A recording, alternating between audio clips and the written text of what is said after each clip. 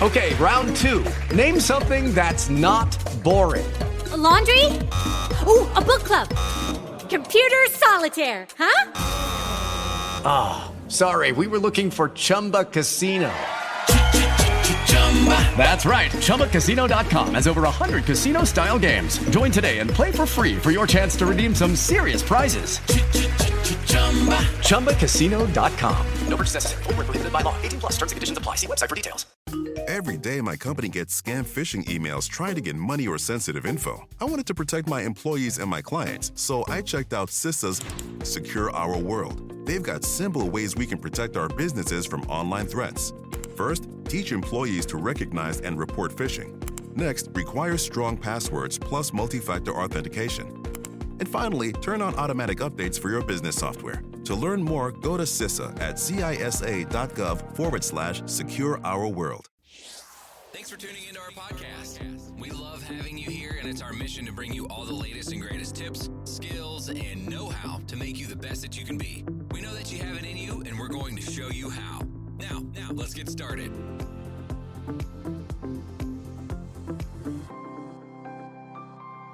This episode is powered by Poddex. Thank you for tuning in today.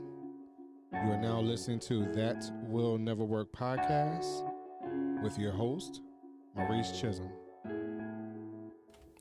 Hello, everyone. Thank you very much for tuning in today. You know, I have a fabulous show today for you. I have a young man who is, just fighting for inclusion and who is promoting people to aim and prepare and engage in. And how do we get to a place where we can benefit from just facing our challenges and things like that, there's some things that some of us are, some topics that it's hard for us to face sometimes. And I think this gentleman, he really does that in a very unique way. And I would like to present to some and introduce to others, Mr. Jerry. How you doing, Jerry, today? Hey, Maurice. Good morning. I'm doing pretty well. That's good, man. That's good. I appreciate you coming on today. It's very interesting. I read your information, the simple framework for hard conversations. What made you even come up with something like that?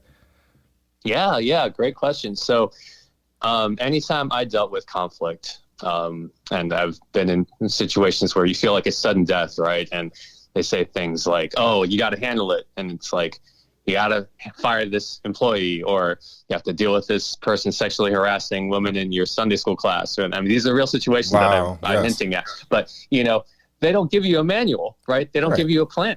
And you're just sitting there thinking, well, I know I can't just avoid this situation, but if you don't give me a paint by numbers approach, I'm not as likely to reach success, right? Even if I jump into the ring, if I don't have any kind of technique or any kind of clear idea of what success would be or what would lead me to that success, then, I'm going to fail. I'm going to learn, but, why experience needless failure when you can increase the chances of success from the get-go? So, this framework that I came up with was refined over many years of skinning my knee and wanting to spare others the same problems. Yes. Wow. That's really interesting. I had there was a phrase that you have within your framework. It says, take a posture of humility and emphasize the benefits for them. Can you just explain that a little bit? Because that really, it had me thinking for a little while. So, can you emphasize that a little bit for me? Sure. Yeah. So let's take the situation I just hinted at or briefly referenced where, on my second day as a church class director, I was told that there was a newer guy in the class who was actually sexually harassing women in the class.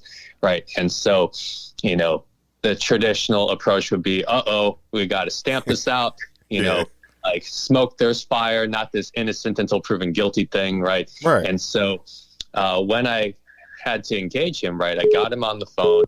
Of course, I mentioned what was going on. He denied all of it. And I said, well, I don't know who's right at this point. All I need to know is just to figure out, okay, how do I serve him in this situation, right? Right. And so when I position myself as a guide and I get on the same side of the table instead of the opposite side of the table, right? And I tell him, hey, you have 3 options here, right? 3 possibilities. One is that you are right and they are wrong. And so if it's a misunderstanding, then you need to figure out, it is up to you. Your opportunity is to figure out what that misunderstanding is and how you can prevent it from happening again, how you can stop that and then prevent it, right? The second option is that they are right and you are wrong, which means you need to go and apologize and you need to stop this, right? Wow. Or 3, right? The third option is both sides just stand still, which means it's now your word against theirs and I have to ask you to leave because I've known them longer than I've known you, right? And so I told him, right, I don't know everything. I'm not directly involved in the situation, so I have to go with the evidence that's been given to me. You gave me one set, they gave me another, and here are the options laid out for you that are. And so now he sees that I'm acting in his best interest, right? Because I want him to be a part of the class. I do. We all want, I think we're all looking for community. I don't want to just exclude him just because, we thought at the first hint of problems that we just, shut that out. Right. Even though that's a very cautious and justifiable approach. And so in this case, right, when I say, hey, look, I'm just one person. I only have 2 eyes. I only know so much. I need your help with this. Right. It's a lot easier to engage that conversation. Wow. And, it's very interesting. There's something that you have in your step 5 where it says pain from growth is always better than resentment from passivity. And I think that's something that you kind of related to just a few moments ago. Sometimes there is some pain in confronting the situation because people want to kind of draw in and draw back. And people are not as extroverted sometimes in situations that they might think. So even just from that pain from growth, have you? How do you encourage people to grow from that pain and not continue to fall back into their shell, if you will? Oh, great question. So, the first question I asked myself as I was dealing with these is to ask yourself, how much longer can you afford to stay resentful, right? How much longer can you afford to stay upset, right? And when you realize, hey, I can't be productive, I can't be focused until I deal with this, right? The mistake that I fell into for a long time was just to keep finding ways to rationalize not engaging, right? Oh, maybe they'll figure it out on their own, or maybe I'm just not being patient enough, or, and we keep framing it in a way that avoids action as opposed to saying, hey, if I really care about this person or care about the situation, I need to step in. At the very least, I need to learn more about it, and have that situation, because too often we even settle for learning. We're just like, well, let me learn just how bad this cavity is. It's like, right. Are you going to drill it? It's like, no, but that's what people do. And so, what I would encourage people with is just to say, hey, you know what? We all go through it, right? No one is exempt from the pain of growth. So don't take it personally. It feels like it's personal because you're sitting there thinking, I didn't, want to inherit this situation. I did nothing to, cause problems with it or just, earn this. But hey, you know what? Even if it's unfair, I still need to do something about it. And to say, hey, you know what? At the end of the day, it's not fatal. It may feel painful. It may feel fatal. It may feel like the end of the world. And yet, as long as you are still alive, you have the chance to move on and grow and realize, hey, you know what? In the grand scheme of things, one 30-minute tough conversation is a small fraction of my life. It's a small fraction of my legacy. And if I continue to build, that fraction of failure gets smaller and smaller with each passing success. Nice. And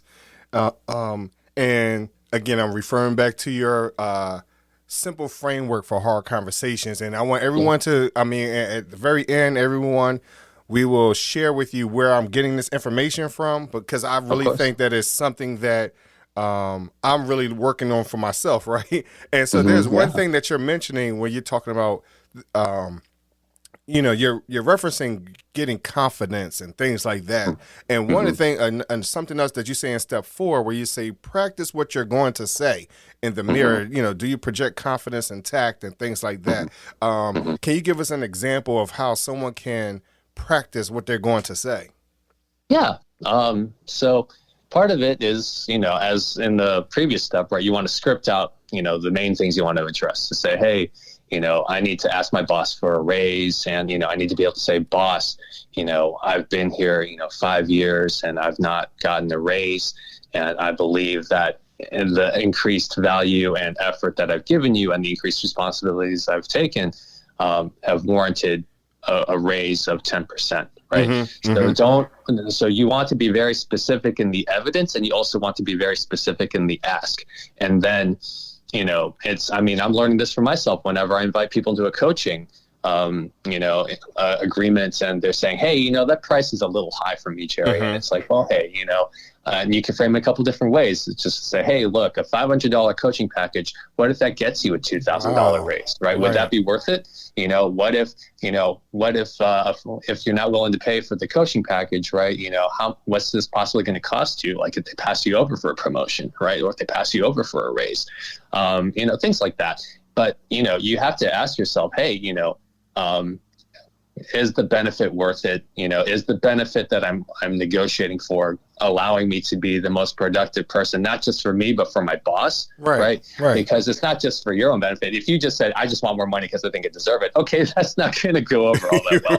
But if you're saying, boss, I'm pulling in, an extra $5,000 in revenue for you, to ask for a $2,000 raise, right? You're still getting 60% of the extra money that I'm giving you, right? Donald Miller, one of the best phrases he says is the only way you make a lot of money is if you make a lot more money for the other people you're working for, right? And even though some people are afraid, maybe I get ripped off. And it's like, well, if you are generous and you're a professional and you show that, like when a company puts you in a position to grow the company and you grow it, right? Why would they let you go? Why would they rip you off? If they're ripping you off, they're going to lose in the long term, right?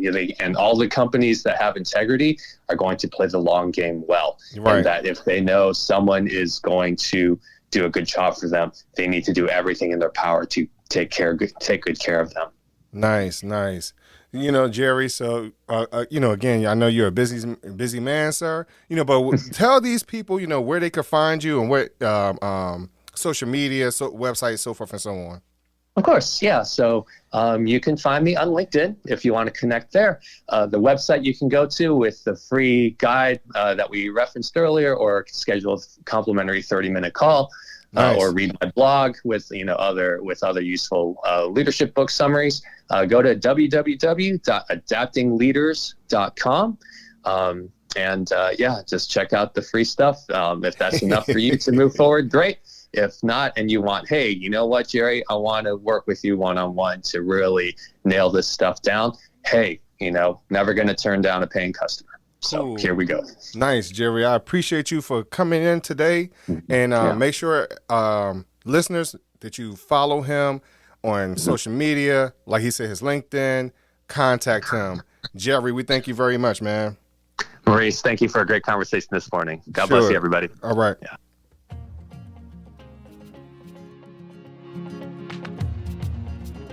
Loved what you've heard on this week's episode? Well, the answer is simple. It would mean the world to us if you could head over to iTunes and leave us a 5-star review and feedback. Spreading the word really is the best way to grow our podcast and achieve even greater things. Thank you.